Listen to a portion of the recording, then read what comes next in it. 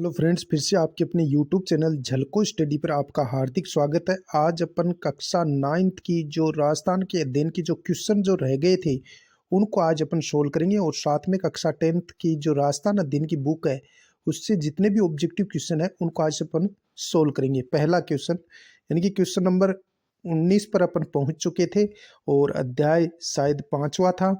तो कक्षा 9 की जो बुक की कुछ क्वेश्चन जो रह गए हैं पहले उनको सोल्व करेंगे और फिर कक्षा 10th की बुक को अपन सोल्व करने वाले हैं इसी वीडियो में। 1949 में जोधपुर रियासत का विलय राजस्थान एकीकरण के किस चरण में हुआ था? तो जोधपुर रियासत का जो विलय हुआ था वो चौथे चरण में हुआ था। किस चरण में हुआ था? चौथे चरण में हुआ था। अगला अपना प्रश्न है, बीकानेर में जनजागृति लाने वाले सर्वप्रथम चूरू के क्रांतिकारी कौन थे? तो उत्तर आ जाएगा स्वामी गोपाल दास। कौन थे? स्वामी गोपाल दास। नेक्स्ट अगला क्वेश्चन अपना स्क्रीन के ऊपर। 1936 में बीकानेर प्रजामंडल की स्थापना मेघाराम वैद्य ने कहाँ की थी? तो उत्तर हो जाएगा कोलकाता में। यानी कि 1936 में बीकानेर प्रजामंडल की स्थापना मेघाराम वैद्य ने कहाँ की थी? कलकत्ता में की थी। नेक्स्ट 1946 में महाराजा गंगा सिंह की मृत्यु के बाद बीकानेर के नए शासक कौन बने थे? तो महाराजा गंगा सिंह की मृत्यु के बाद शार्दुल सिंह शासक बने थे। कौन बने थे बीकानेर के शासक? शार्दुल सिंह बने थे 1946 में ही। महाराजा गंगा सिंह की मृत्यु के बाद बीकानेर के शासक शार्दुल सिंह बने थे। क्वेश्चन नंबर 23 और 23वां अपना क्वेश्चन है, किस वर्ष बीकानेर एक्ट पास करके द्विसदनीय व्यवस्थापिका यानी राज्यसभा व धारासभा, हाई कोर्ट व लोकसभा आयोग की स्थापना की गई थी? तो कि 1947 में की गई थी। किस वर्ष बीकानेर एक्ट पास करके द्विसदनीय व्यवस्थापिका, राज्यसभा व धारासभा, हाई कोर्ट व लोकसभा आयोग की स्थापना की गई थी? लोकसभा आयोग की स्थापना की गई थी 1947 में। अगला अपना क्वेश्चन है, 28 अप्रैल 1947 को बीकानेर के प्रतिनिधि के रूप में किसे संविधान निर्मात्री सभा में प्रशासनिक अधिकारी के रूप में नियुक्त किया गया था? तो वो किया गया था के.एम. पणिनकर को। के.एम. पणिनकर को। नेक्स्ट क्वेश्चन नंबर 25, भारत के संविधान निर्माण में बीकानेर के प्रत्यक्ष तौर पर सदस्य के रूप में भाग लिया था? तो जसवंत सिंह ने भाग लिया था। किसने लिया था? जसवंत सिंह ने भाग लिया था। भारत के संविधान निर्माण में बीकानेर से प्रत्यक्ष तौर पर सदस्य के रूप में भाग लिया था जसवंत सिंह ने। नेक्स्ट, भारत और पाक विभाजन के लिए माउंटबेटन योजना कब बनी थी? यह बनी थी 3 जून 1947 को बनी थी। अगला अपना प्रश्न है, बीकानेर राज्य के महाराजा जिन्होंने भारतीय संघ में सम्मिलित होने के लिए हस्ताक्षर किए थे? तो वो किए थे शार्दुल सिंह ने। किसने किए थे? शार्दुल सिंह ने सर्वप्रथम हस्ताक्षर किए थे भारतीय संघ में सम्मिलित होने के लिए। नेक्स्ट, अब अपन जैसलमेर प्रजामंडल के बारे में कुछ जान लेते हैं। जो मुख्य तथ्य हैं वो अपन जैसलमेर प्रजामंडल के बारे में जान लेते हैं। जैसलमेर का पहला समाचार पत्र पूछा जाए तो वो विजय था, जो कि 1920 में प्रारंभ हुआ था। जैसलमेर का पहला समाचार पत्र पूछा जाए तो विजय था, जो 1920 में प्रारंभ हुआ था। 1932 में माहेश्वरी समाज नवयुवक मंडल का गठन किया गया। 1932 में माहेश्वरी समाज नवयुवक मंडल का गठन जैसलमेर में किया गया। 1945 में मीठालाल व्यास ने जोधपुर में जैसलमेर प्रजामंडल की स्थापना की थी। इसको आप याद रखेंगे, मीठालाल व्यास ने जैसलमेर प्रजामंडल की स्थापना कहाँ की थी? जोधपुर में की थी। कब की थी? 1945 में। इसकी स्थापना जैसलमेर में न होकर के जोधपुर में हुई थी, जैसलमेर प्रजामंडल की स्थापना। नेक्स्ट, 24 अप्रैल 1938 को मेवाड़ प्रजामंडल की स्थापना किसने की थी? माणिक्यलाल वर्मा ने की थी। 24 अप्रैल 1938 को मेवाड़ प्रजामंडल की स्थापना हुई और किसने की थी? माणिक्यलाल वर्मा ने। अध्यक्ष किसको बनाया गया था? बलवंत सिंह मेहता को अध्यक्ष बनाया गया था। बलवंत सिंह मेहता को अध्यक्ष बनाया गया था। नेक्स्ट, 1938 में मेवाड़ प्रजामंडल की स्थापना के बाद मेवाड़ के प्रधानमंत्री धर्म नारायण ने इसे गैर कानूनी संस्था घोषित किया। बाद में इस पर प्रतिबंध कब हटाया गया था? 1941 में हटाया गया था। कब हटाया गया था? 1941 में। नेक्स्ट अगला अपना प्रश्न है, जब मेवाड़ प्रजामंडल का प्रतिबंध लगा तब माणिक्यलाल वर्मा मेवाड़ छोड़कर कहाँ चले गए थे?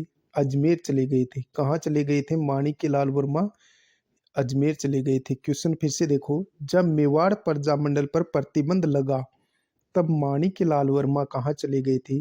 मेवाड़ छोड़ करके अजमेर चले गए थे। नेक्स्ट सत्य कथन अपन देखते हैं। राजपूताना मध्य भारत सभा की स्थापना बहुत बार क्वेश्चन पूछा गया है, 1918 में हुई थी। राजस्थान सेवा संघ की स्थापना पूछी जाए तो 1919 को हुई थी। अखिल भारतीय देसी लोक परिषद का गठन कब हुआ था? 1927 में हुआ था। इसमें 20 दे रखा है लेकिन 27 में हुआ था। अखिल भारतीय देसी लोक परिषद का गठन कब हुआ था? 1927 में हुआ था, न कि 1920 में। तो इसको आप सही कर लेना, 1927 होगा। अखिल भारतीय देसी लोक परिषद का गठन कब किया गया? 1927 में किया गया था। 1931 में गठित जयपुर प्रजामंडल राजनीति में प्रवेश कब किया? 1938 में किया था। 1931 में गठित जयपुर प्रजामंडल राजनीति में प्रवेश कब किया था? 1938 में किया था। इस क्वेश्चन को फिर से देखो, 1931 में गठित जयपुर प्रजामंडल राजनीति में कब प्रवेश लिया था? 1938 में लिया था। प्रजामंडल की स्थापना के बारे में अपन पढ़ते हैं। प्रजामंडल, मारवाड़ प्रजामंडल की स्थापना कब हुई थी? 1934 में हुई थी। कोटा प्रजामंडल की स्थापना 1938 में हुई थी। बीकानेर प्रजामंडल की स्थापना 1936 में हुई थी। जैसलमेर प्रजामंडल की स्थापना 1945 में हुई थी। जैसलमेर प्रजामंडल की स्थापना 1945 में। सिरोही प्रजामंडल की स्थापना 1939 में हुई थी। कहाँ हुई थी? बम्बई में हुई थी। इसको आप याद रखेंगे, मुंबई में हुई थी। कहाँ हुई थी? मुंबई में हुई थी। अलवर प्रजामंडल की स्थापना 1938 में हुई। फिर से देखो, जैसलमेर प्रजामंडल की स्थापना 1945 में कहाँ हुई थी? याद रखोगे, जोधपुर में हुई थी, जबकि जैसलमेर में नहीं हुई थी। सिरोही प्रजामंडल की स्थापना 1939 में मुंबई में हुई थी। अलवर प्रजामंडल की स्थापना 1938 में हुई थी। राजस्थान में जन आंदोलन सर्वप्रथम किस रियासत से प्रारंभ हुआ था? तो जोधपुर रियासत से सर्वप्रथम जन आंदोलन प्रारंभ हुआ था। कहाँ से? जोधपुर रियासत से। अगला अपना प्रश्न है, मारवाड़ लोक परिषद को कब गैर कानूनी घोषित किया गया था? तो मार्च 1940 में मारवाड़ लोक परिषद को गैर कानूनी घोषित किया गया था। नेक्स्ट, मारवाड़ रियासत में सुभाष चंद्र बोस का आगमन कब हुआ था? तो जनवरी 1938 में मारवाड़ रियासत में सुभाष चंद्र बोस का आगमन हुआ था, जनवरी 1938 में। नेक्स्ट, फूलचंद बाफना, शिवदयाल, तुलसीदास राठी किस लोक परिषद के डिक्टेटर थे जिन्हें गिरफ्तार किया था? तो वो थे मारवाड़ लोक परिषद के। फूलचंद बाफना, शिवदयाल, तुलसीदास राठी किस लोक परिषद के डिक्टेटर थे जिन्हें गिरफ्तार किया गया? मारवाड़ लोक परिषद की। नेक्स्ट आगे अपन पढ़ते हैं, रमा देवी, कृष्णा कुमारी, दयावंती, सावित्री देवी माथुर, सूरज देवी माथुर का संबंध किस प्रजामंडल आंदोलन से था? तो उत्तर हो जाएगा जोधपुर प्रजामंडल आंदोलन से। रमा देवी, कृष्णा कुमारी, दयावंती, सावित्री देवी माथुर, सूरज देवी माथुर का संबंध किस प्रजामंडल से था? जोधपुर से। नेक्स्ट, जून 1947 में जोधपुर के महाराजा उमेद सिंह की मृत्यु के बाद नए शासक कौन बने थे? हनुमंत सिंह बने थे। कौन बने थे? हनुमंत सिंह। जून 1947 में जोधपुर के महाराजा उमेद सिंह के बाद शासक कौन बने थे जोधपुर के? हनुमंत सिंह। अगला अपना क्वेश्चन है, राजस्थान में स्वतंत्रता संघर्ष को 3 चरणों में विभाजित किया जाता है, इसमें से कथन सही है? सही कथन हमें बताना है। प्रथम चरण 1927 ईस्वी से पूर्व सामाजिक और मानवतावादी समस्याओं पर केंद्रित था। दूसरा चरण 1927 से 1938 तक, यानी कि 1927 में All India State People's Congress की स्थापना। तृतीय चरण 1938 से 1949, 1938 हरिपुरा कांग्रेस अधिवेशन के बाद प्रजामंडल आंदोलन। तो ये तीनों ही कथन सत्य हैं। राजस्थान के स्वतंत्रता संघर्ष को 3 चरणों में विभाजित किया गया, इनमें से कथन सही है। ये तीनों ही कथन सही हैं। प्रथम चरण 1927 ईस्वी से पूर्व सामाजिक और मानवतावादी समस्याओं पर केंद्रित था। दूसरा चरण 1927 से 38, 1927 में All India State People's Congress की स्थापना। तृतीय चरण 1938 से 49, 1938 हरिपुरा कांग्रेस अधिवेशन के बाद प्रजामंडल आंदोलन। अगला क्वेश्चन है अपना स्क्रीन के ऊपर, 1941 मेवाड़ प्रजामंडल के प्रथम अधिवेशन के सभापति किन्हें नियुक्त किया गया था, जिनमें आचार्य JB कृपलानी व विजय लक्ष्मी पंडित भी शामिल थी? तो उत्तर हो जाएगा माणिक्यलाल वर्मा। फिर से देखो, 1941 में मेवाड़ प्रजामंडल के प्रथम अधिवेशन के सभापति किन्हें नियुक्त किया गया, जिनमें आचार्य JB कृपलानी व विजय लक्ष्मी पंडित भी शामिल थी? तो उत्तर हो जाएगा माणिक्यलाल वर्मा। नेक्स्ट, दिसंबर 1945 में मेवाड़ प्रजामंडल के निमंत्रण पर अखिल भारतीय देशी राज्य लोक परिषद का 7वां अधिवेशन कहाँ हुआ था? तो ये उदयपुर में हुआ था। इसकी अध्यक्षता पंडित जवाहरलाल नेहरू ने की थी। नेक्स्ट, अगला अपना प्रश्न है, उदयपुर में 7वें अखिल भारतीय देशी राज्य लोक परिषद का अध्यक्ष किसे बनाया गया था? तो पंडित जवाहरलाल नेहरू ने को बनाया गया था। नेक्स्ट, मेवाड़ के संविधान का प्रारूप किसने तैयार किया था? KM मुंशी ने मेवाड़ के संविधान का प्रारूप तैयार किया था। नेक्स्ट, कोटा में प्रजामंडल आंदोलन का श्रेय किसे जाता है? तो नेनूराम शर्मा को जाता है। अगला अपना क्वेश्चन है, अभिनहरी ने कोटा प्रजामंडल की स्थापना 1939 में कहाँ की थी, जिसकी अध्यक्षता नेनूराम शर्मा ने की थी? उत्तर हो जाएगा मांगरोल। अगला अपना क्वेश्चन है, 1940 में रामतलाई क्षेत्र में कोटा प्रजामंडल का अधिवेशन आयोजित किया, उसकी अध्यक्षता किसने की थी? अभिनहरी ने की थी।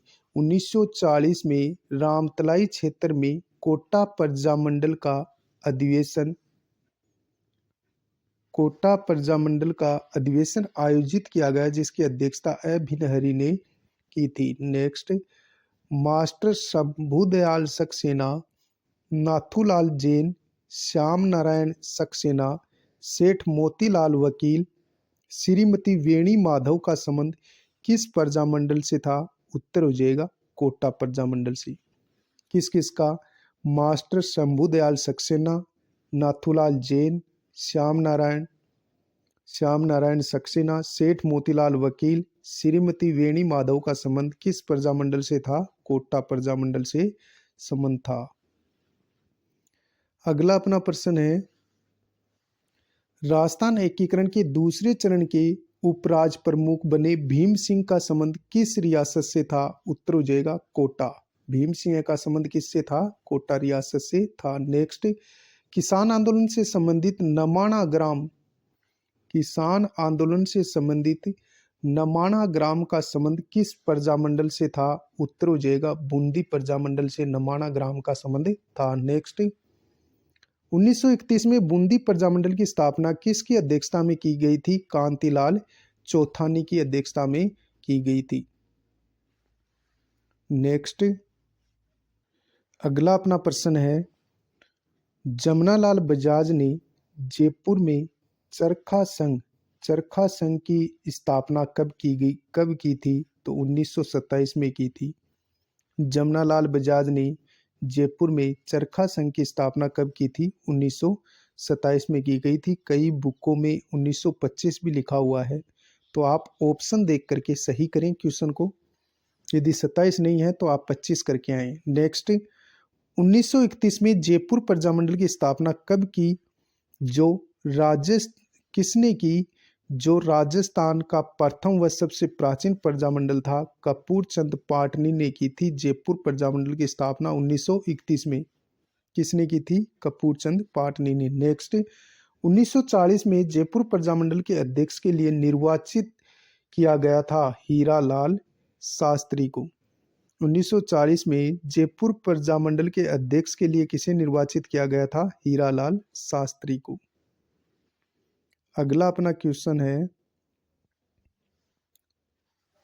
जयपुर प्रजामंडल का तीसरा अधिवेशन कब हुआ था? अप्रैल 1938 को हुआ था। जयपुर प्रजामंडल का तीसरा अधिवेशन कब हुआ था? अप्रैल 1938 को हुआ था। नेक्स्ट, 1942 में भारत छोड़ो आंदोलन के दौरान हीरालाल शास्त्री व जयपुर के प्रधानमंत्री जिनके बीच समझौता हुआ था वो कौन थे? मिर्जा इस्माइल।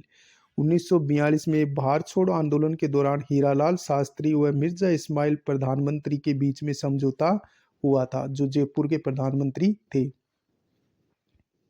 अगला अपना प्रश्न है, जब जयपुर प्रजामंडल ने भारत छोड़ो आंदोलन में भाग नहीं लिया तो किसके नेतृत्व में आजाद मोर्चा 1942 का गठन किया गया था? बाबा हरीश चंद्र।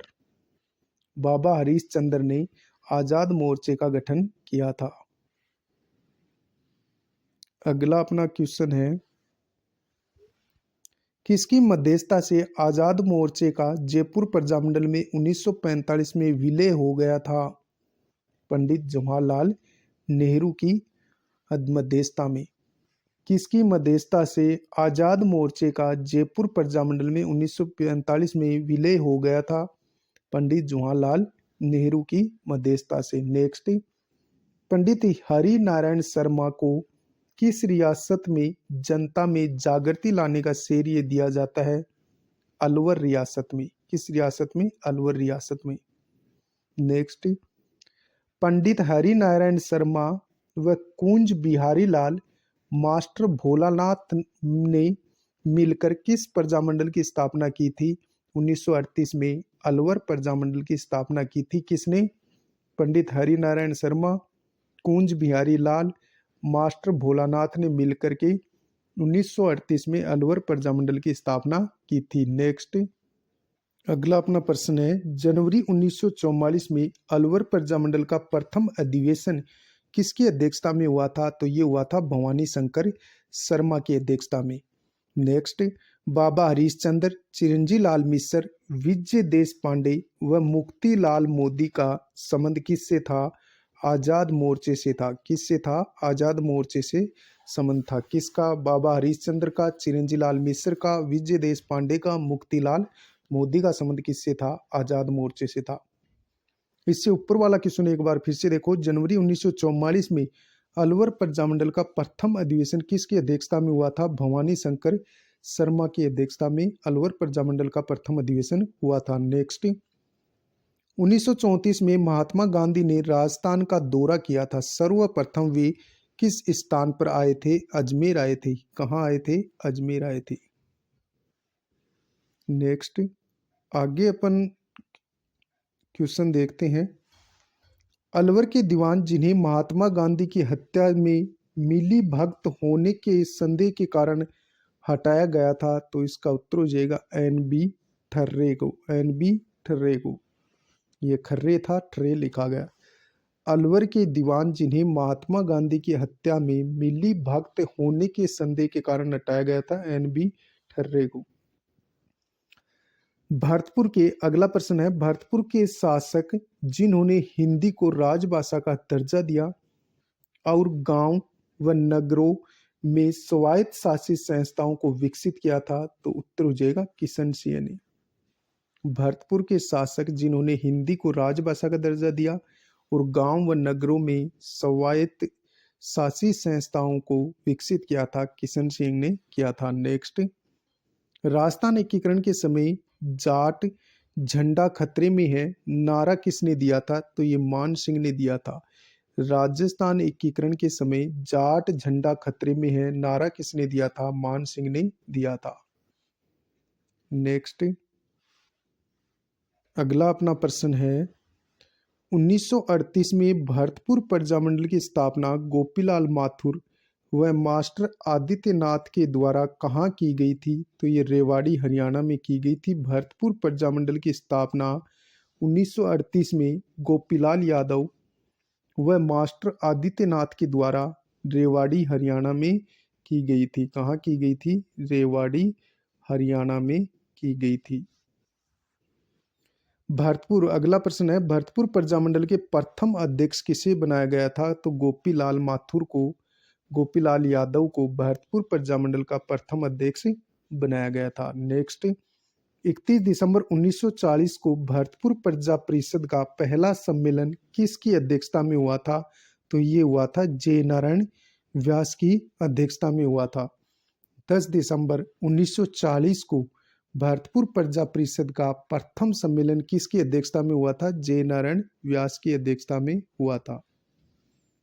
अगला अपना प्रश्न है भरतपुर प्रजा परिषद का दूसरा अधिवेशन 23 मई 1945 को कहाँ आयोजित किया गया? तो ये बयाना में आयोजित किया गया था। भरतपुर प्रजा परिषद का दूसरा अधिवेशन 23 मई 1945 को कहाँ आयोजित किया गया था? बयाना में। नेक्स्ट बर्ज जनप्रतिनिधि समिति का गठन, बर्ज प्रतिनिधि समिति का गठन कब किया गया?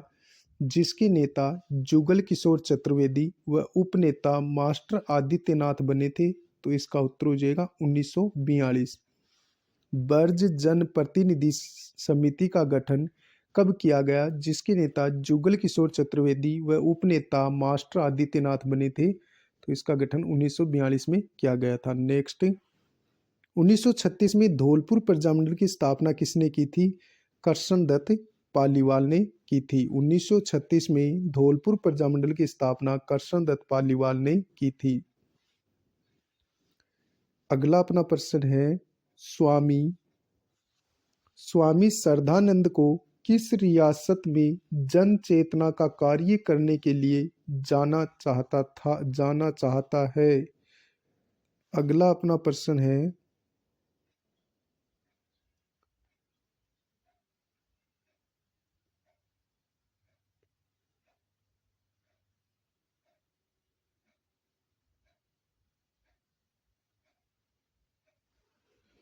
अगला अपना क्वेश्चन है स्वामी श्रद्धानंद को किस रियासत में जन चेतना का कार्य करने के लिए जाना चाहता है? तो उत्तर हो जाएगा धौलपुर। ये क्वेश्चन ही गलत लिखा गया है। स्वामी श्रद्धानंद को किस रियासत में जन चेतना का कार्य करने के लिए जाना जाता है, ऐसे है तो ये धौलपुर अपना इसका राइट आंसर हो जाएगा। नेक्स्ट बहुत बार पूछा गया क्वेश्चन तस्सीमो कांड का संबंध किस प्रजामंडल से है? तो उत्तर हो जाएगा धौलपुर प्रजामंडल से है। नेक्स्ट 1938 में त्रिलोक चंद्र माथुर, चिरंजी लाल शर्मा, मान सिंह ने किस प्रजामंडल की स्थापना की थी? तो उत्तर हो जाएगा करौली। ये क्वेश्चन बहुत बार पूछा गया है। 1938 में त्रिलोक चंद्र माथुर, चिरंजी लाल शर्मा व मान सिंह ने किस प्रजामंडल की स्थापना की थी? करौली प्रजामंडल की स्थापना की थी। अगला अपना क्वेश्चन है भूपेंद्रनाथ त्रिवेदी विनोद चंद्र के द्वारा 1943 में किस प्रजामंडल की स्थापना की गई थी? बांसवाड़ा। भूपेंद्रनाथ त्रिवेदी विनोद चंद्र के द्वारा 1943 में बांसवाड़ा प्रजामंडल की स्थापना की गई।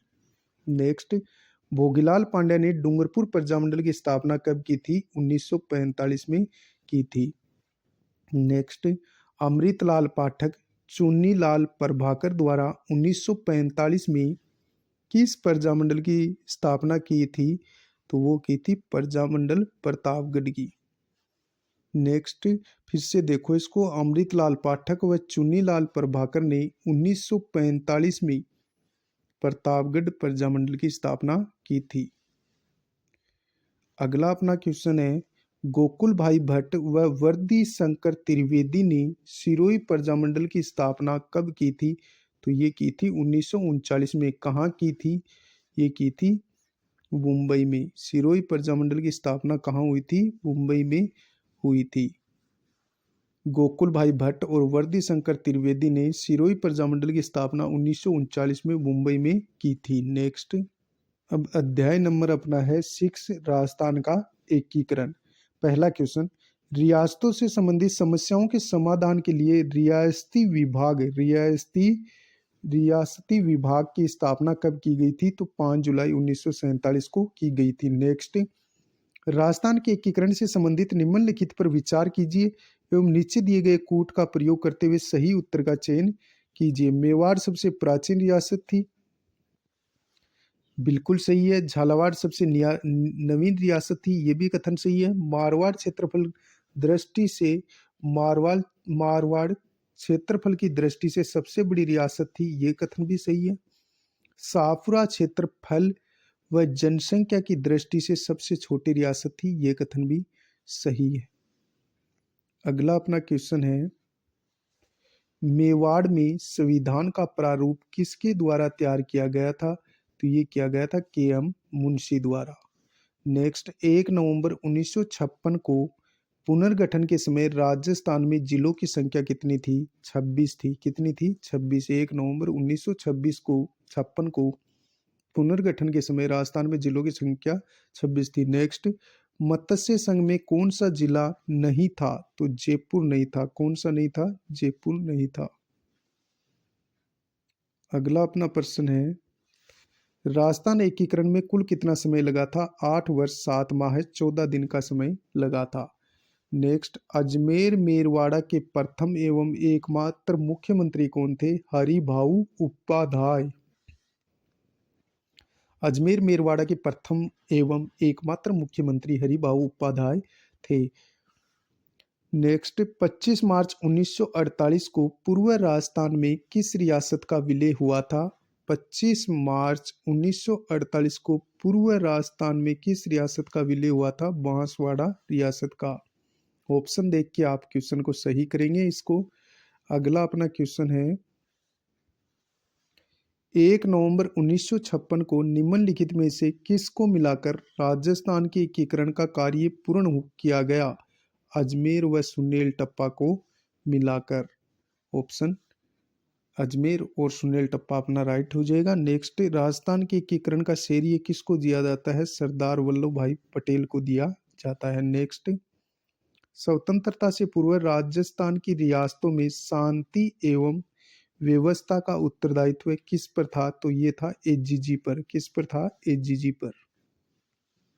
अगला अपना प्रश्न है, सरदार पटेल ने 6 चरणों का एकीकरण कराया था, कौन से चरण में उन्होंने भाग नहीं लिया था? तो 7वें चरण में सरदार पटेल ने भाग नहीं लिया था। अगला क्वेश्चन है, राजस्थान संभाग के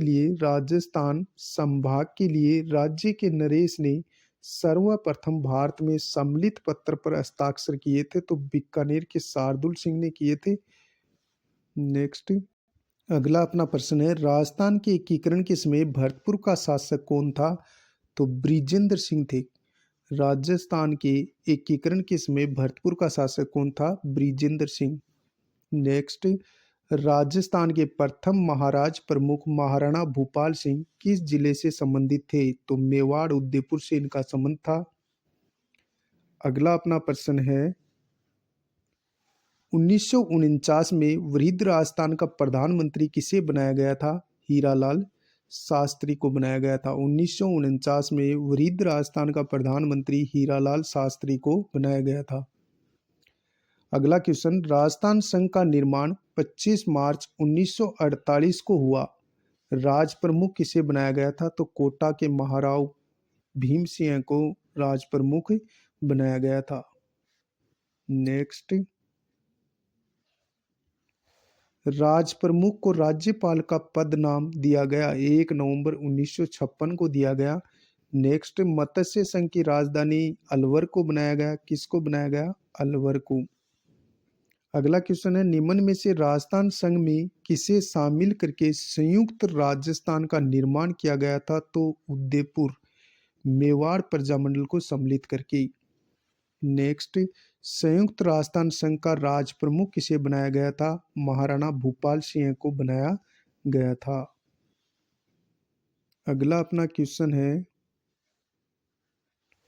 सिरोही का राजस्थान में विलय कब हुआ था? 26 जनवरी 1950 को हुआ था। सिरोही का राजस्थान में विलय 26 जनवरी 1950 को हुआ था। अगला क्वेश्चन, एकीकरण के समय किस मारवाड़ नरेश ने पाकिस्तान में मिलने का प्रयास किया था? तो वो थे हनुमंत सिंह। कौन थे? हनुमंत सिंह। नेक्स्ट, भारतीय संविधान परिषद मेवाड़ से भेजे जाने वाले दो प्रतिनिधि थे। भारतीय संविधान परिषद में मेवाड़ से भेजे जाने वाले दो प्रतिनिधि कौन थे? Sir TV. राघवाचार्य और माणिक्यलाल वर्मा। अगला क्वेश्चन, राजस्थान राज्य का वर्तमान स्वरूप किस तारीख से है? तो 1 नवंबर 1956 से। नेक्स्ट, राजस्थान की स्वतंत्रता के पश्चात अजमेर मेरवाड़ा क्षेत्र की प्रथम विधानसभा की जिस प्रथम विधानसभा का क्या नाम था? तो ये थी धारा सभा। स्वतंत्रता के पश्चात अजमेर मेरवाड़ा क्षेत्र की प्रथम विधानसभा थी धारा सभा। अगला क्वेश्चन है, संयुक्त राजस्थान के प्रधानमंत्री कौन थे? माणिक्यलाल वर्मा थे। नेक्स्ट, वृहद राजस्थान का निर्माण कब हुआ था? 30 मार्च 1949 को वृहद राजस्थान का निर्माण हुआ था। अब हमें सुमेलित करना है मत्स्य संघ और प्रधानमंत्री। मत्स्य संघ का प्रधानमंत्री शोभालाल कुमावत को बनाया गया, बिल्कुल सही है। राजस्थान संघ का प्रधानमंत्री गोकुल लाल असवा को बनाया गया और संयुक्त राजस्थान का प्रधानमंत्री माणिक्यलाल वर्मा को बनाया गया था। अगला अपना प्रश्न है, निम्नांकित में से राजस्थान के एकीकरण से संबंधित कौन सा युग्म सुमेलित नहीं है?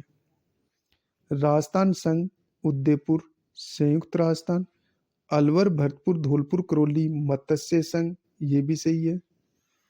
राजस्थान संघ में उदयपुर का विलय हुआ तो संयुक्त राजस्थान बना था, बिल्कुल सही है। झालावाड़, बूंदी, बांसवाड़ा, डूंगरपुर, कोटा, प्रतापगढ़, किशनगढ़, टोंक, शाहपुरा, कुशलगढ़ राजस्थान संघ बना था। तो ये तीनों ही कथन क्या है? सही है।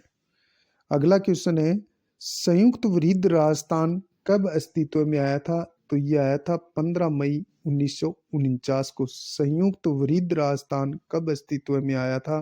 15 मई 1949 को। वृहद राजस्थान की राजधानी किसे बनाया गया था? जयपुर को बनाया गया था। वृहद राजस्थान की राजधानी जयपुर को बनाया गया था। अगला क्वेश्चन है अपना, राजस्थान निर्माण के प्रथम चरण में गठित मत्स्य संघ में शामिल जिले कौन कौन से थे? अलवर, भरतपुर, धौलपुर और करौली रियासत इसमें सम्मिलित थी। नेक्स्ट, मत्स्य संघ का राजस्थान में कब विलय हुआ? 15 मई 1949 को इसका विलय हुआ था। नेक्स्ट, भारत सरकार ने किस समिति की सिफारिश पर मत्स्य संघ को वृहद राजस्थान में मिलाया था? तो डॉक्टर शंकर देव राय समिति की सिफारिश पर मत्स्य संघ को वृहद राजस्थान में मिलाया था। अगला क्वेश्चन है अपना, राजस्थान के एकीकरण की प्रक्रिया के समय मत्स्य संघ की वार्षिक आय कितनी थी? तो 84 लाख। कितनी थी? 84 लाख। नेक्स्ट, कितने रजवाड़ों एवं राज्यों के एकीकरण से राजस्थान राज्य बना था? तो उत्तर हो जाएगा 23। नेक्स्ट, राजस्थान एकीकरण के दौर में मत्स्य संघ का अस्तित्व में आया था? तो मत्स्य संघ 25 मार्च 1948 को। अगला अपना क्वेश्चन है, राजस्थान निर्माण के प्रथम चरण का नाम मत्स्य संघ रखने का सुझाव किसने दिया था? तो ये दिया था के.एम. मुंशी ने दिया था। नेक्स्ट, राजस्थान निर्माण के द्वितीय चरण राजस्थान संघ की राजधानी किसे बनाया गया था? तो कोटा को बनाया गया था दूसरे चरण की राजधानी। अगला अपना क्वेश्चन है, वेरी वेरी इंपॉर्टेंट, 25 और 26 जून 1946 को सर्वप्रथम राजस्थान यूनियन के निर्माण का सुझाव किसने दिया, जिसका सम्मेलन उदयपुर में बुलाया गया? और उसमें 22 राजा महाराजा उपस्थित रहे थे। तो ये सम्मेलन बुलाया था महाराणा भूपाल सिंह ने, जो मेवाड़ के राज प्रमुख थे। नेक्स्ट, राजस्थान का एकीकरण कितने चरणों में पूर्ण हुआ था? तो 7 चरणों में पूर्ण हुआ था। अगला क्वेश्चन है, 30 मार्च 1949 को संयुक्त राजस्थान में निम्नलिखित 4 बड़ी रियासतों के विलीनीकरण के बाद वृहद राजस्थान का गठन हुआ। यह रियासतें कौन कौन सी थी? जोधपुर, बीकानेर, जयपुर, जैसलमेर।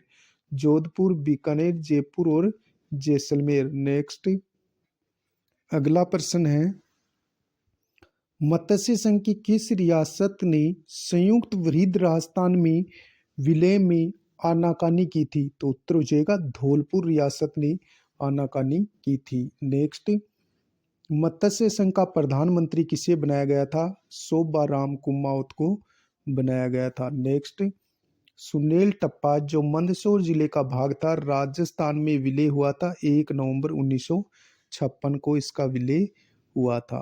अगला अपना क्वेश्चन है,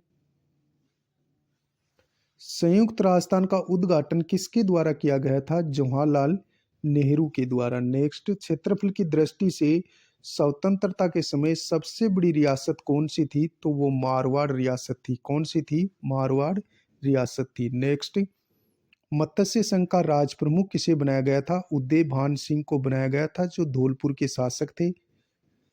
अगला अपना क्वेश्चन है,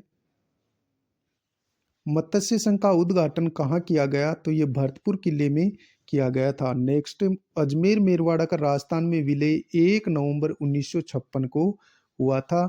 अगला प्रश्न है अपना, राजस्थान संघ का प्रधानमंत्री किसे बनाया गया था? गोकुल लाल असावा को बनाया गया था द्वितीय चरण का प्रधानमंत्री। प्रथम चरण का शोभालाल कुमावत को बनाया गया था। नेक्स्ट, वृहद राजस्थान का उद्घाटन कहाँ किया गया? तो ये जयपुर में किया गया था। अगला अपना क्वेश्चन है, राजस्थान संघ के विलय पत्र पर हस्ताक्षर करते हुए किस महाराजा ने कहा था कि मैं अपने डेथ वारंट पर हस्ताक्षर कर रहा हूं? तो ये चंद्रवीर, जो बांसवाड़ा के शासक चंद्रवीर सिंह ने ऐसा कहा था कि मैं अपने डेथ वारंट पर हस्ताक्षर कर रहा हूं। नेक्स्ट, वृहद राजस्थान के गठन के समय शिक्षा विभाग किस रियासत को प्रदान किया गया? बीकानेर रियासत को प्रदान किया गया। नेक्स्ट, बीकानेर महाराजा शार्दुल सिंह ने भारत में सम्मिलित होने के लिए दस्तावेजों पर कब हस्ताक्षर किए थे? तो ये 7 अगस्त 1947 को हस्ताक्षर किए थे और सर्वप्रथम हस्ताक्षर करने वाले बीकानेर के महाराजा शार्दुल सिंह थे। अगला अपना क्वेश्चन है,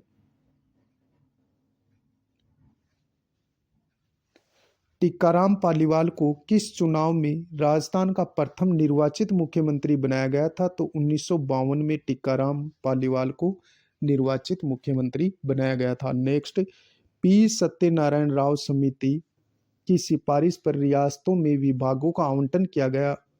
किस रियासत को कौन सा विभाग दिया गया था? पी सत्यनारायण समिति द्वारा। देखो, कोटा हाई कोर्ट दिया गया था जोधपुर को, खनिज विभाग दिया गया उदयपुर को, वन व सहकारी विभाग दिया गया था कोटा रियासत को। हाई कोर्ट जोधपुर में स्थापित किया गया, खनिज विभाग उदयपुर में, वन व सहकारी विभाग कोटा में स्थापित किया गया। अगला अपना प्रश्न है, नवंबर 1947 को सिरोही को राजपुताना एजेंसी से हटाकर किस एजेंसी के अंतर्गत रखा गया? तो उत्तर हो जाएगा गुजरात एजेंसी के अंतर्गत रखा गया। नेक्स्ट, राजस्थान एकीकरण के समय चर्चा में रहा हातल गांव किस राजनीतिक नेता से संबंधित था जहां उनका जन्म हुआ था? तो उत्तर हो जाएगा गोकुल भाई भट्ट।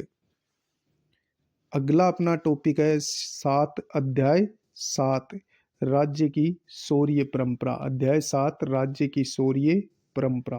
पहला क्वेश्चन, राजस्थान में कोई छोटा सा राज्य भी ऐसा नहीं जिसमें थर्मोपली जैसी रणभूमि हो, और शायद ही ऐसा कोई नगर ना मिले जहां लियोनार्ड जैसे वीर पुरुष पैदा नहीं हुआ हो।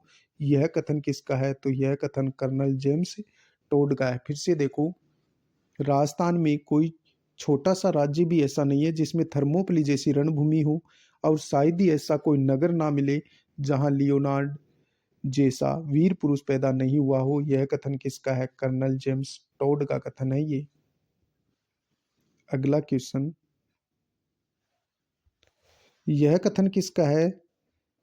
राजस्थान की भूमि में ऐसा कोई फूल नहीं उगा जो राष्ट्रीय वीरता और त्याग की सुगंध से भरपूर नहीं झूला हो। तो इसका भी उत्तर हो जाएगा कर्नल जेम्स टोड का कथन है। नेक्स्ट, आओ बच्चों तुम्हें दिखाएं झांकी हिंदुस्तान की, वह हे मेरे वतन के लोगों नामक प्रसिद्ध गीत किसने लिखा था? तो ये कवि प्रदीप ने लिखा था। किसने लिखा था? कवि प्रदीप ने। अगला अपना क्वेश्चन है, 1912 में लॉर्ड हार्डिंग को मारने के प्रयास में हुए दिल्ली बम कांड में राजस्थान के कौन से क्रांतिकारियों की महत्वपूर्ण भूमिका थी? तो उत्तर हो जाएगा प्रताप सिंह और जोरावर सिंह बारठ की। नेक्स्ट, सिरोही में गोविंद गिरी ने संत सभा की स्थापना कब की थी? 1883 में की थी।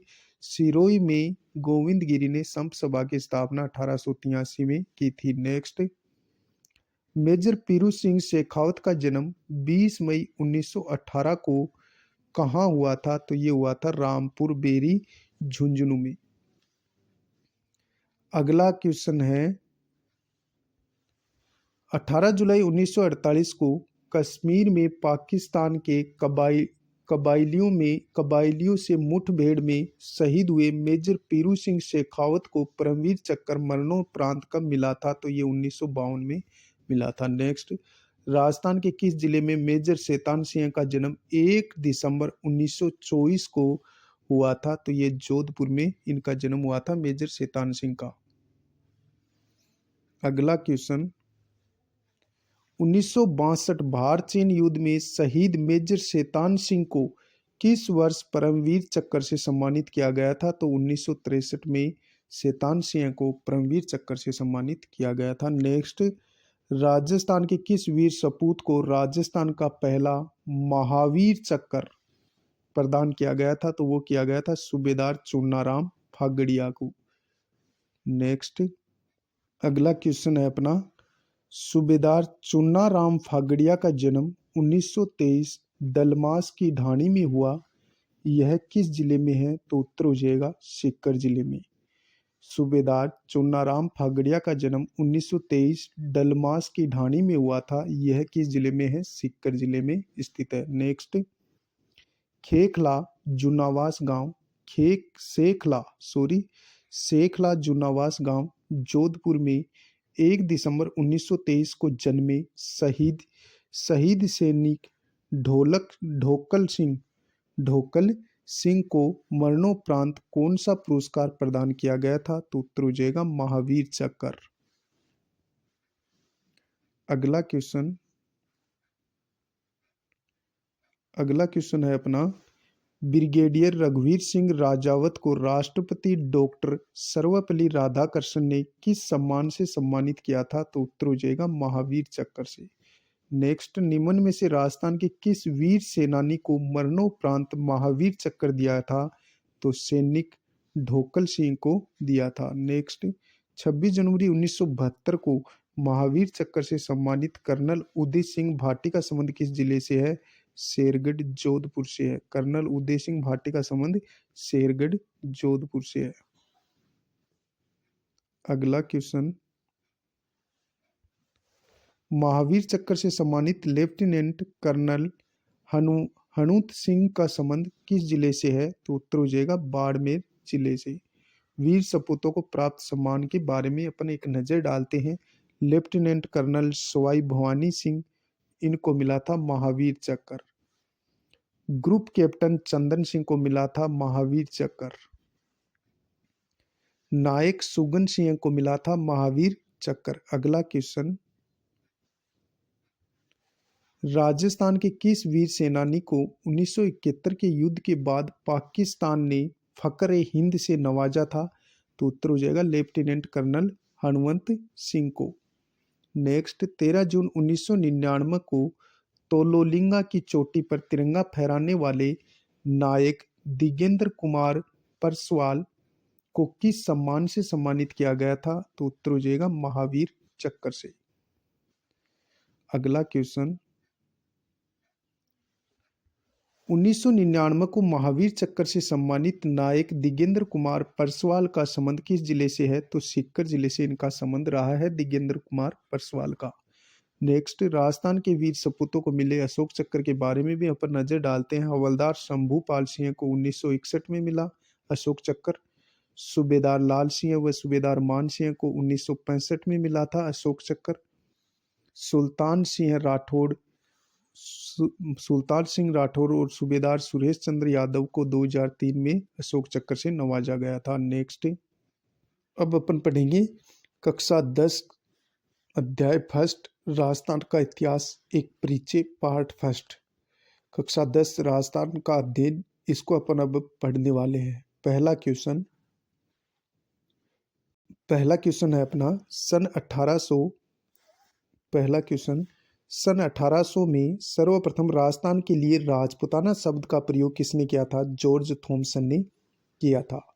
नेक्स्ट, कर्नल जेम्स टोड ने अपनी पुस्तक एनालस एंड एंटिक्विटीज ऑफ राजस्थान में रायथान या राजस्थान नाम किस वर्ष दिया था? तो 1829 में दिया था। नेक्स्ट, प्राचीन समय में जांगल देश कौन सा क्षेत्र था? तो बीकानेर और नागौर का आसपास जो क्षेत्र था वो जांगल देश के नाम से जाना जाता था। नेक्स्ट, मरु और मरुवार के नाम से कौन सा क्षेत्र जाना जाता है? जोधपुर जाना जाता है। नेक्स्ट, जयपुर अलवर भरतपुर तक विस्तृत मत्स्य प्रदेश की राजधानी क्या थी? विराटनगर थी। अगला प्रश्न, निम्न में से किन जिलों का भाग प्राचीन समय में सूरसेन राज्य के अंतर्गत आता था जिनका उल्लेख महाभारत में मिलता है? तो भरतपुर, धौलपुर और करौली जो क्षेत्र है ये यानी सूरसेन के अंतर्गत आता है। आगे अपन देखते हैं कुछ महत्वपूर्ण पॉइंट। माही नदी के पास का प्रतापगढ़ का कांठल कहलाता है। माही नदी के पास का भाग प्रतापगढ़ का कांठल कहलाता है। प्रतापगढ़ बांसवाड़ा के मध्य भूभाग छप्पन का मैदान कहलाता है। भैंसरोडगढ़ से बिजोलिया तक का क्षेत्र उपरमाल का पठार कहलाता है। नेक्स्ट, किस जिले को प्राचीन समय में मांडवल के नाम से भी जाना जाता है? तो उत्तर हो जाएगा जैसलमेर। आगे अपन कुछ पॉइंट है उनको भी देखते हैं। डूंगरपुर बांसवाड़ा क्षेत्र वागड़ कहलाता है, बिल्कुल सही है। कोटा बूंदी का प्रदेश हाड़ौती के नाम से जाना जाता है, यह भी सही है। सीकर चूरू झुंझुनू को शेखावाटी नाम से जाना जाता है। नेक्स्ट, आगे अपन पढ़ते हैं। इतिहास को 3 कालों में विभाजित किया गया जिनमें मुख्य है प्राक युग। प्राक युग कौन सा था? यह युग सृष्टि के आरंभ से हड़प्पा सभ्यता के पूर्व तक का युग था। आधे युग, यह युग हड़प्पा सभ्यता के काल से 600 ईस्वी पूर्व तक रहा। ऐतिहासिक युग, यह युग 600 ईस्वी पूर्व से वर्तमान तक जारी है। फिर से देखो, प्राग युग, यह युग सृष्टि के आरंभ से हड़प्पा सभ्यता के पूर्व तक का युग था। आधे युग, यह युग हड़प्पा सभ्यता के काल से 600 ईस्वी पूर्व तक रहा। ऐतिहासिक युग, यह युग 600 ईस्वी पूर्व से वर्तमान तक जारी रहा। अगला क्वेश्चन, 1870 ईस्वी में C.A. हैकेट ने सर्वप्रथम कहाँ से पत्थर से बनी पूर्व पाषाणकालीन हस्त कुठार हैंड एक्स खोजी थी, यानी कि पत्थर की कुल्हाड़ी खोजी थी? तो ये जयपुर और इंद्रगढ़ से खोजी थी। 1870 ईस्वी में C.A. हैकेट ने सर्वप्रथम कहाँ से पत्थर से बनी पूर्व पाषाणकालीन हस्त कुठार खोजी थी? जयपुर और इंद्रगढ़ से। नेक्स्ट, बी आलचिन ने किस क्षेत्र में पूर्व पाषाण काल के उपकरण की खोज की थी? तो वो की थी जालौर से। बी आलचिन ने किस क्षेत्र में पूर्व पाषाण काल के उपकरण की खोज की थी? जालौर से। नेक्स्ट, किस काल के पत्थर के बने छोटे उपकरणों को माइक्रोलिथ लघु पाषाण उपकरण कहा जाता है? तो उत्तर हो जाएगा मध्य पाषाण काल। अगला क्वेश्चन है अपना, भीलवाड़ा के बागोर और मारवाड़ के तिलवाड़ा नामक स्थानों से प्राप्त उपकरण किस काल के हैं? तो ये नव पाषाण काल के हैं। फिर से देखो क्वेश्चन को, भीलवाड़ा के बागोर और मारवाड़ के तिलवाड़ा नामक स्थानों से प्राप्त उपकरण किस काल के हैं? नव पाषाण काल के। नेक्स्ट, राजस्थान में ताम्र वह ताम्र कांस्यकालीन अवशेषों के बारे में भी अपने एक नज़र डालते हैं। कुराड़ा सभ्यता के अवशेष कहाँ मिले हैं? नागौर से। साबणिया व पुंगल सभ्यता कहाँ स्थित है? बीकानेर में। कुराड़ा सभ्यता नागौर में स्थित है। साबणिया और पुंगल पूछी जाए तो बीकानेर में स्थित है। कोल महोली सवाई माधोपुर में स्थित है। कोल महोली सभ्यता कहाँ स्थित है? कोल महोली सवाई माधोपुर में स्थित है। राजस्थान में ताम्र व कांस्यकालीन अवशेषों के बारे में नंदलालपुरा सभ्यता कहाँ स्थित है? जयपुर में स्थित है। किरडोत चिथवाड़ी ये सभ्यता कहाँ स्थित है? जयपुर में। पिंड पांडलिया पूछी जाए तो ये चित्तौड़गढ़ में स्थित है। कोल महोली सभ्यता कहाँ स्थित है? सवाई माधोपुर में। नंदलालपुरा जयपुर में स्थित है। किराडोत चिथवाड़ी सभ्यता जयपुर में स्थित है। पिंड पांडलिया ये चित्तौड़गढ़ में स्थित है। गणेश्वर सभ्यता कहाँ स्थित है? तो गणेश्वर सभ्यता सीकर में स्थित है। कालीबंगा हनुमानगढ़ में स्थित है। आहाड़ झाड़ोल कहाँ स्थित है? उदयपुर में। और बूढ़ा पुष्कर सभ्यता कहाँ स्थित है? ये ताम्र और कालीन अवशेष हैं, यहाँ मिले हैं। तो बूढ़ा पुष्कर में अजमेर में स्थित है। एलाना सभ्यता पूछा जा सकता है रीट 2025 में। एलाना सभ्यता कहाँ स्थित है? जालोर में। मलाह सभ्यता कहाँ स्थित है? भरतपुर में। अब अपन पढ़ेंगे लोह कालीन सभ्यता, लोह युगीन सभ्यता। नोह भरतपुर, जोधपुरा जयपुर और रेड टोंक ये लोह युगीन सभ्यताएं हैं। कौन कौन सी? नोह भरतपुर, जोधपुरा जयपुर और रेड टोंक ये लोह युगीन सभ्यताएं हैं। अगला क्वेश्चन, राजस्थान के किस क्षेत्र से प्राप्त लोहे के अवशेष भारत में लोहा युग के आरंभ होने की सीमा रेखा निर्धारित करने में महत्वपूर्ण स्रोत हैं? तो इसका उत्तर हो जाएगा नोह भरतपुर। नेक्स्ट, राजस्थान की किन सभ्यताओं से लोहा गलाने की भट्टियां और अस्त्र शस्त्र उपकरण बनाने के कारखानों के अवशेष मिले हैं? तो वो सुनारी जोधपुरा से मिले हैं। अगला क्वेश्चन, लोहे की प्रचुरता के कारण किस सभ्यता को प्राचीन सभ्यता के टाटानगर की संज्ञा दी जाती है? तो वो रेड टोंक को दी जाती है। लोहे की प्रचुरता के कारण किस सभ्यता को प्राचीन राजस्थान में टाटानगर की संज्ञा दी जाती है? रेड टोंक को। अगला क्वेश्चन, राजस्थान की किन सभ्यताओं में सलेटी रंग, राजस्थान में किन सभ्यताओं में सलेटी रंग के चित्र मृद भांड संस्कृति के अवशेष मिले हैं? तो वो मिले हैं विराटनगर, जोधपुरा, सुनारी और नोह में। विराटनगर में, जोधपुरा में, सुनारी में और नोह में मिले हैं।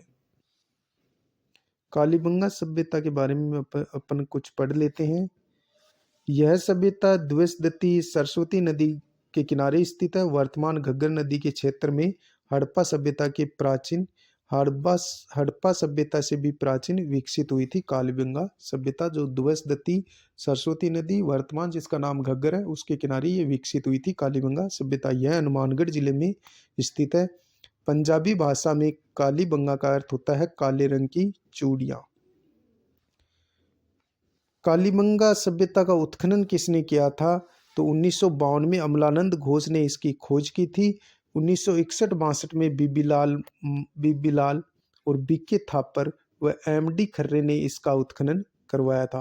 1952 में सर्वप्रथम अमलानंद घोष ने कालीबंगा की खोज की। 1961-62 में बीबीलाल, बीके थापर और एमडी खर्रे ने इसका उत्खनन करवाया था। उत्खनन में सभ्यता के 5 स्तर सामने आए थे कालीबंगा के। कालीबंगा की सभ्यता को 2 भागों में बांटा गया, प्राक हड़प्पा व हड़प्पा सभ्यता। 5 स्तर। कालीबंगा के उत्खनन में 5 स्तर के प्रमाण मिले हैं। प्रथम 2 स्तर तो हड़प्पा सभ्यता से प्राचीन है। 3 स्तर हड़प्पा सभ्यता के समकालीन है। प्रथम 2 स्तरों की खुदाई हुई है वो हड़प्पा सभ्यता से प्राचीन है। 3 स्तर जो और है वो हड़प्पा सभ्यता के समकालीन है। नेक्स्ट, अगला अपना प्रश्न है कि सभ्यता से प्राप्त कब्रिस्तान से एक बच्चे के कंकाल की खोपड़ी में 6 छिद्र मिले हैं जिससे मस्तिष्क शोथ बीमारी के इलाज का प्रमाण माना जाता है। तो वो मिले हैं कालीबंगा में। अब कालीबंगा के बारे में कुछ और जो महत्वपूर्ण बिंदु है उन पर भी अपन एक नज़र डाल लेते हैं। यह एक नगरीय सभ्यता थी। कालीबंगा एक नगरीय सभ्यता थी, ग्रामीण सभ्यता नहीं थी। बर्तनों के रंग लाल, जिन पर काली और सफ़ेद रंग की रेखाएं खींची गई है। जो कालीबंगा में जो बर्तन मिले हैं वो लाल रंग के मिले हैं और जिन पर काली और सफ़ेद रंग की रेखाएं खींची मिली हैं। जुते हुए खेत के साक्ष्य मिले हैं कालीबंगा से। अब अपन पढ़ेंगे किसका संबंध आहड़ सभ्यता से रहा है। तो आहड़ सभ्यता से संबंध किन किन का रहा है। अक्षय कीर्ति व्यास ने आहड़ सभ्यता की सर्वप्रथम खोज की, फिर रतन चंद्र अग्रवाल और फिर एच.डी. सांकलिया। इन तीनों का ही संबंध किससे था। आहड़ सभ्यता से। अक्षय कीर्ति व्यास का, रतन चंद्र अग्रवाल का और एच.डी. सांकलिया का। आगे अपन पढ़ते हैं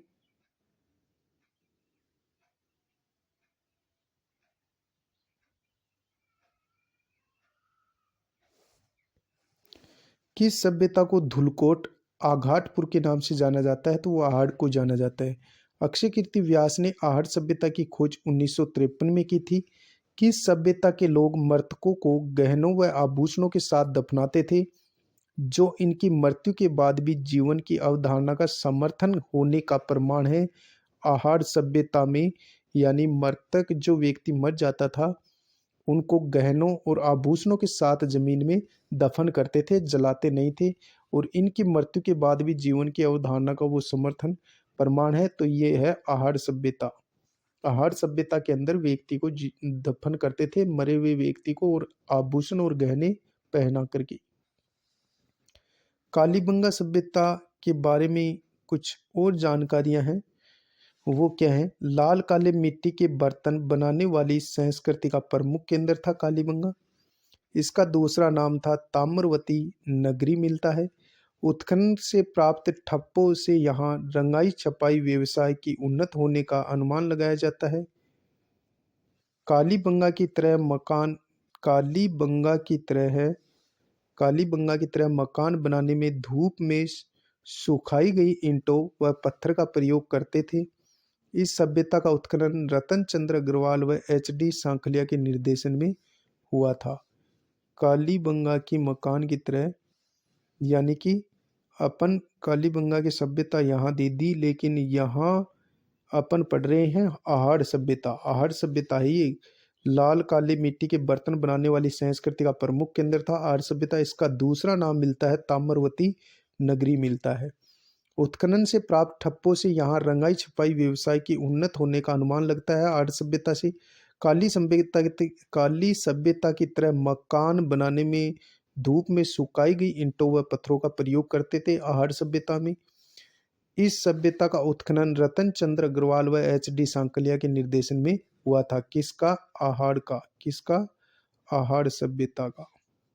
नेक्स्ट अगला प्रश्न है अपना, उदयपुर की वह सभ्यता जो आयड़ नदी के किनारे 4000 वर्ष पुरानी पाषाण धातु युक्त सभ्यता के अवशेष के रूप में सामने आई। तो उत्तर हो जाएगा आहड़ सभ्यता, जो कि 4000 वर्ष पुरानी है, आयड़ नदी के किनारे है और पाषाण धातु युगीन सभ्यता है। नेक्स्ट वह सभ्यता कौन सी है जिसका राजसमंद जिले के बनास नदी के तट पर 1957-58 में बीबी लाल के निर्देशन में उत्खनन किया गया।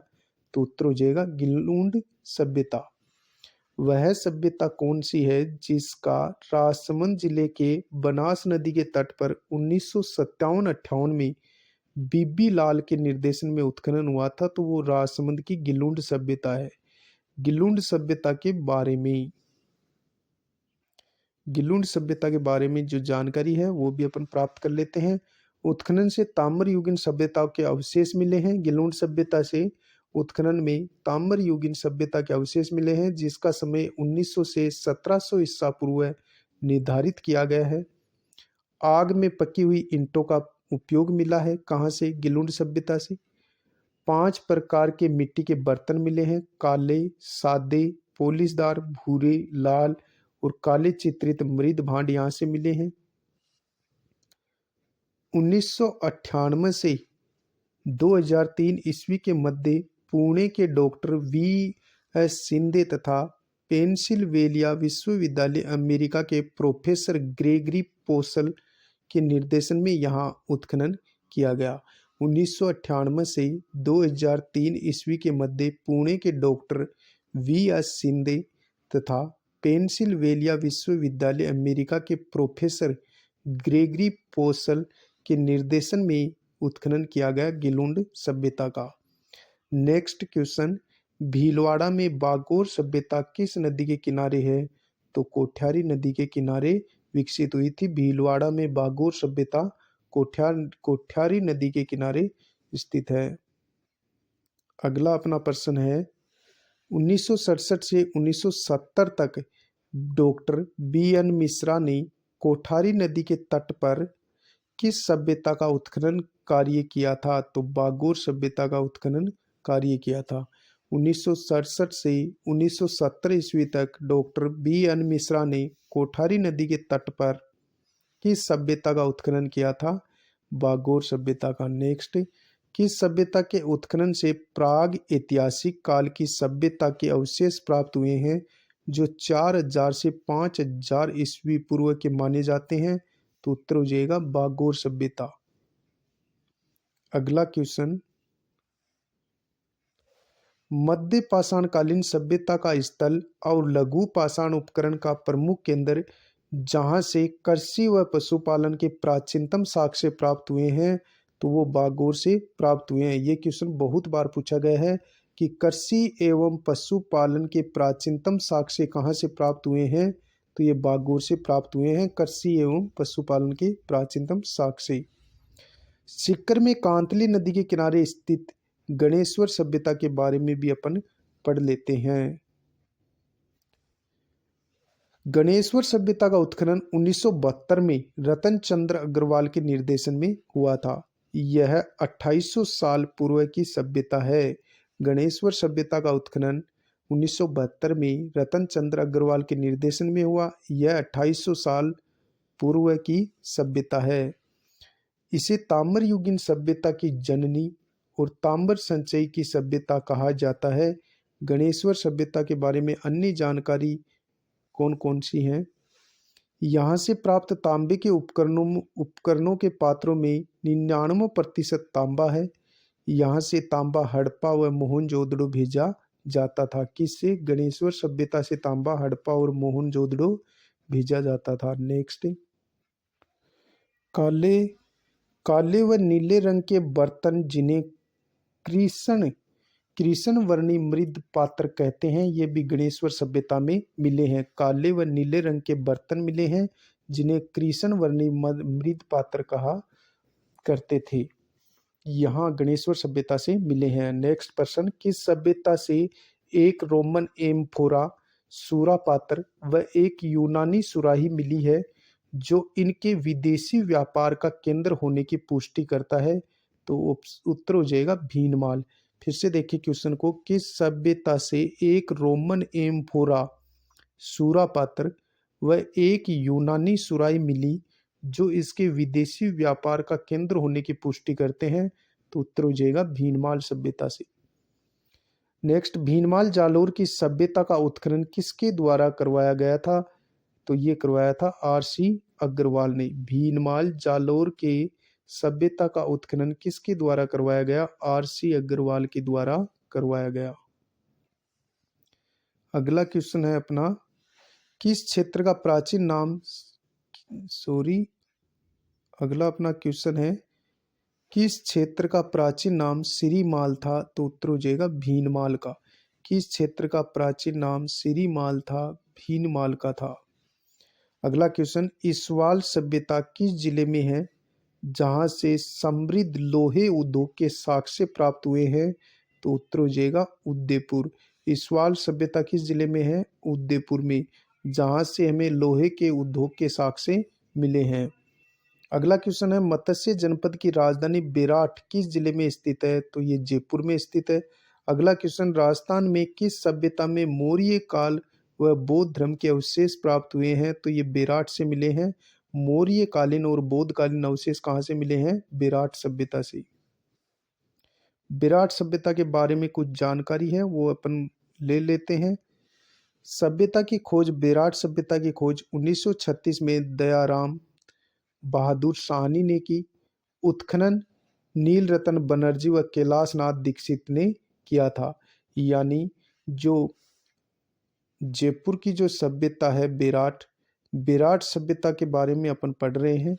विराट सभ्यता की खोज 1936-37 में दयाराम साहनी ने की। विराट सभ्यता का उत्खनन नील रतन बनर्जी व कैलाश नाथ दीक्षित ने किया।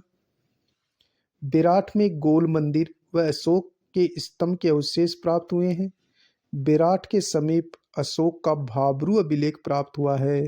विराट के समीप ही अशोक का भाब्रू अभिलेख हमें प्राप्त होता है। अगला क्वेश्चन, किस सभ्यता से अशोक का भाब्रू अभिलेख प्राप्त हुआ है जो अशोक के बौद्ध धर्म का अनुयायी होने का सबसे पुख्ता प्रमाण माना जाता है? तो उत्तर हो जाएगा विराट सभ्यता से। अशोक का भाब्रू शिलालेख अशोक का बौद्ध धर्म का अनुयायी होने का पुख्ता प्रमाण हमें कहाँ से मिलता है? विराट सभ्यता से। प्राचीन सभ्यताओं के बारे में, कौन सी सभ्यता कहाँ स्थित है? रंग महल सभ्यता पूछी जाए तो यह हनुमानगढ़ में स्थित है। ओजियाना सभ्यता भीलवाड़ा में स्थित है। नगरी सभ्यता चित्तौड़गढ़ में स्थित है। रंग महल हनुमानगढ़ में स्थित है।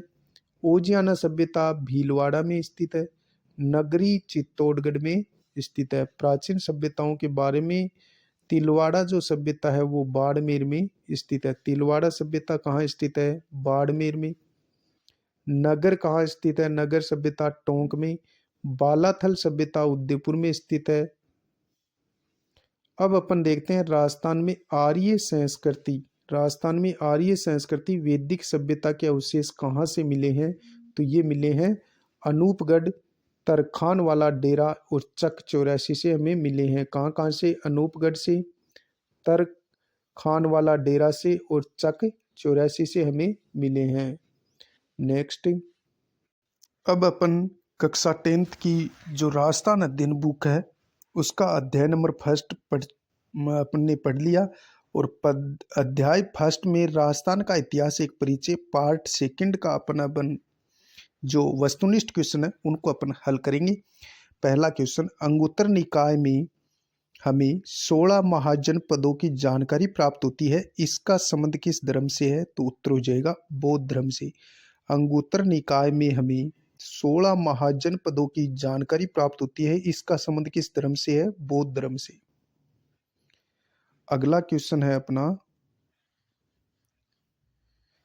राजस्थान के किस क्षेत्र को सिवी जनपद कहते हैं? तो चित्तौड़गढ़ के जो आसपास का क्षेत्र था उसे सिवी जनपद कहते हैं। नेक्स्ट, 327 ईस्वी पूर्व में किस आक्रमण के कारण सुरक्षा और अस्तित्व की रक्षा के लिए पश्चिमोत्तर सीमा से कुछ कबीले मालव, योद्धे और अर्जुन राजस्थान में आकर बसे थे? तो उत्तर हो जाएगा सिकंदर।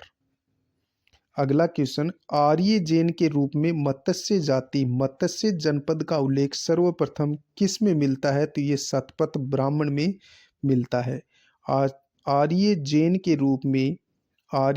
के रूप में मत्स्य जाति मत्स्य जनपद का उल्लेख सर्वप्रथम किस में मिलता है? शतपथ ब्राह्मण में मिलता है।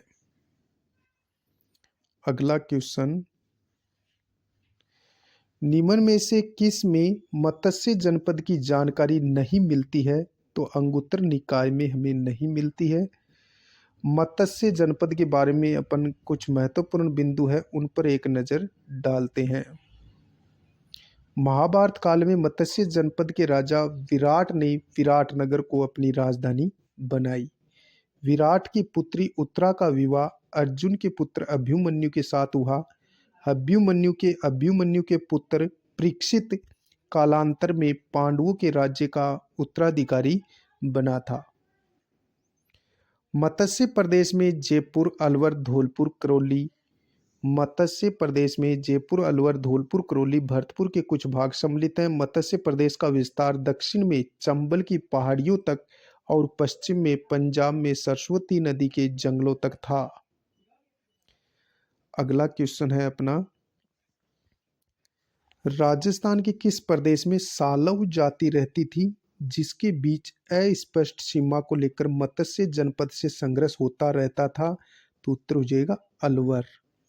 नेक्स्ट, किस महाजनपद ने मत्स्य जनपद पर आक्रमण कर उसे अपने क्षेत्र में शामिल कर लिया था, लेकिन वह अधिक समय तक इसके अधिकार में नहीं रह सका? वो था चेदी। नेक्स्ट, मत्स्य जनपद को अंतिम रूप से किसने अपने साम्राज्य में शामिल कर लिया था?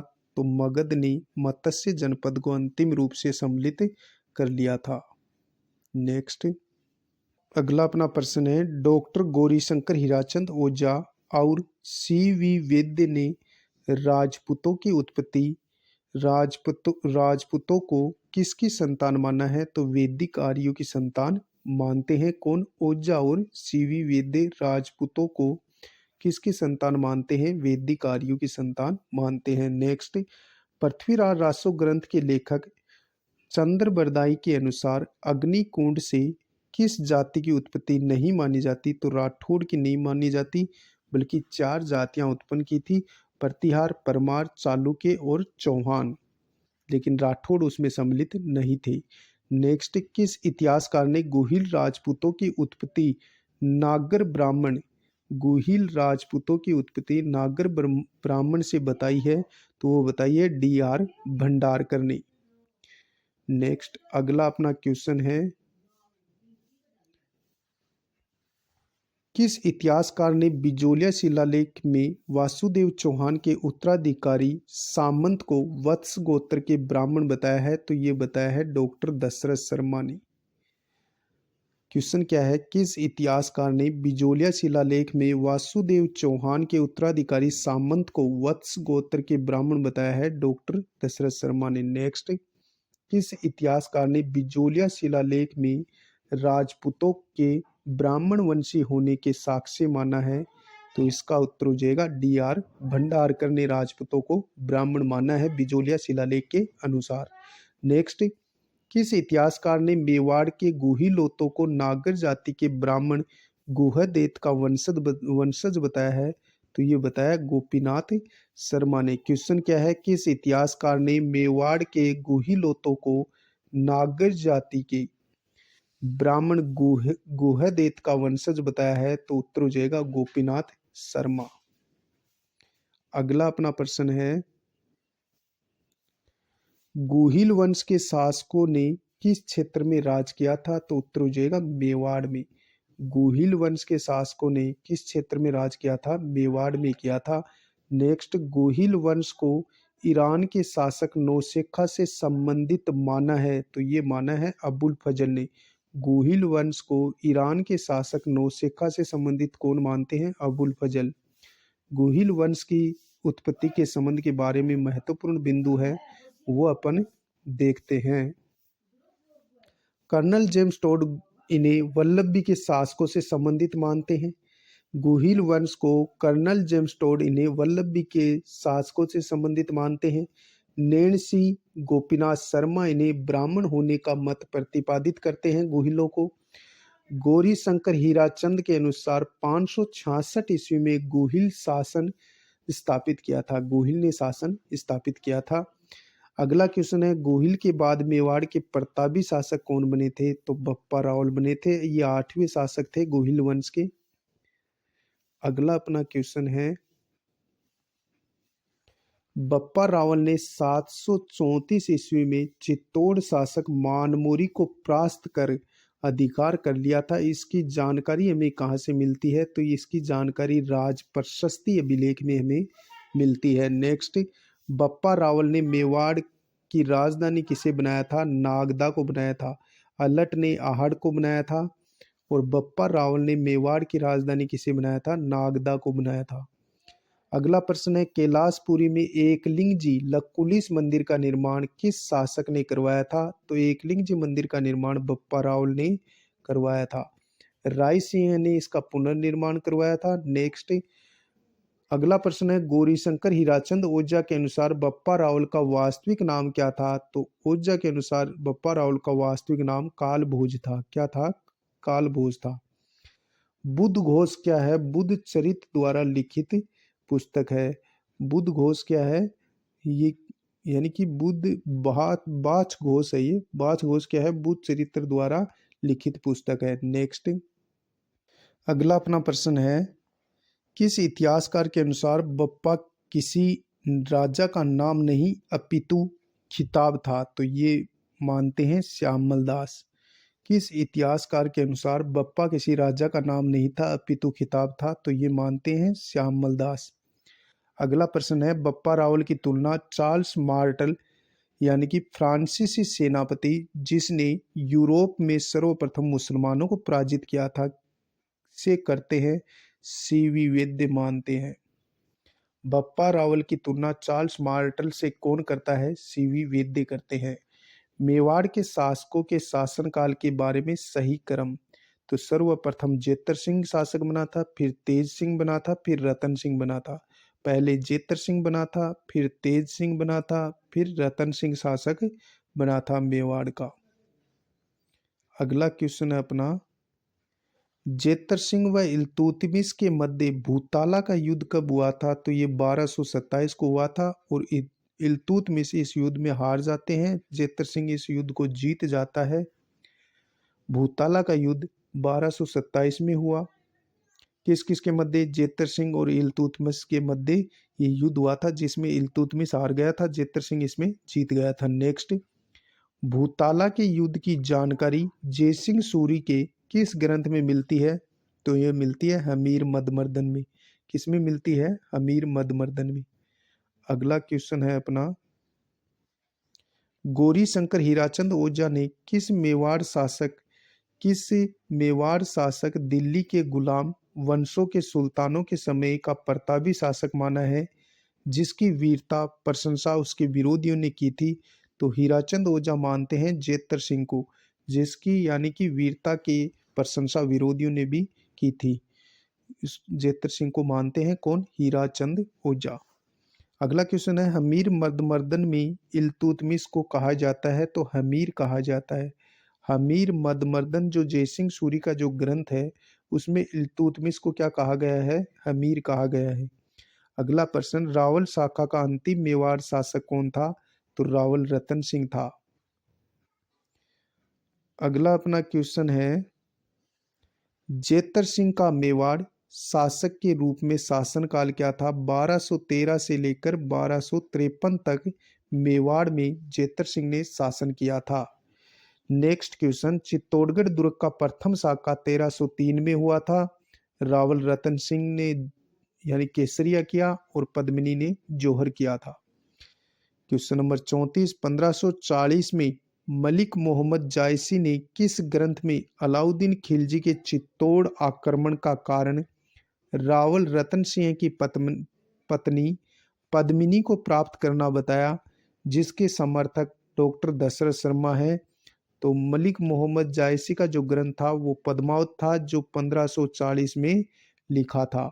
उसमें ये बताया गया है कि रावल रतन सिंह की सुंदर पत्नी थी पद्मिनी, उसको प्राप्त करना चाहता था अलाउद्दीन खिलजी, इसलिए उसने आक्रमण किया था चित्तौड़गढ़ दुर्ग पर। गोरा व बादल का संबंध किस शाखे से है? तो उत्तर हो जाएगा चित्तौड़गढ़ शाखे से।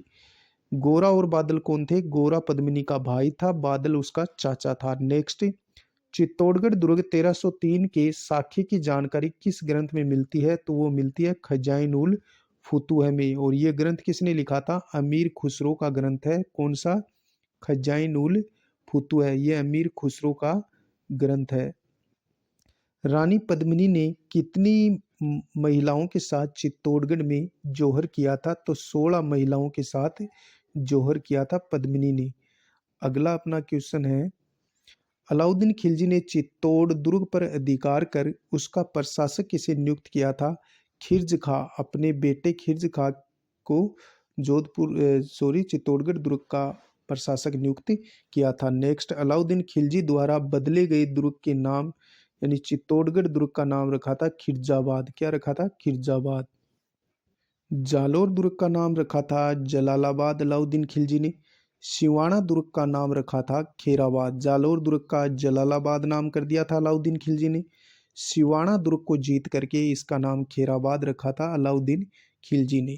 अगला क्वेश्चन है, हमीर सिसोदिया ने सिंगोली के युद्ध में मोहम्मद बिन तुगलक को हराया, यह किस जिले में है? तो ये बांसवाड़ा जिले में है। हमीर सिसोदिया ने सिंगोली के युद्ध में मोहम्मद बिन तुगलक को हराया था, यह किस जिले में है? सिंगोली, बांसवाड़ा जिले में। अगला क्वेश्चन, चित्तौड़ को मेवाड़ की राजधानी बनाने वाला शासक कौन था? जेतर सिंह था, जिसने चित्तौड़ को मेवाड़ की राजधानी बनाई थी। अगला क्वेश्चन है अपना, राणा हमीर ने मेवाड़ में सिसोदिया वंश की नींव कब डाली थी? ये डाली थी 1326 में।